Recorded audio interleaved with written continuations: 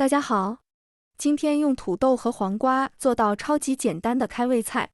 准备2个土豆，把皮去掉，然后擦成丝。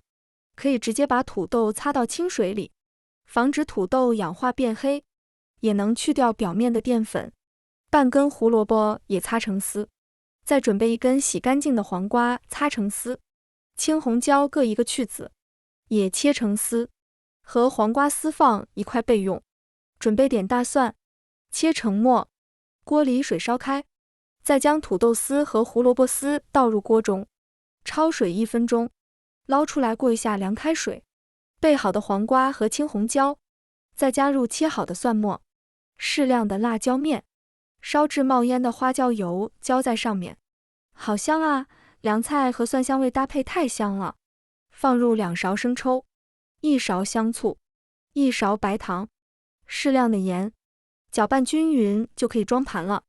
土豆和黄瓜这样做出来的小凉菜特别开胃，口感香脆。最关键的是做法太简单了，喜欢的朋友可以收藏一下。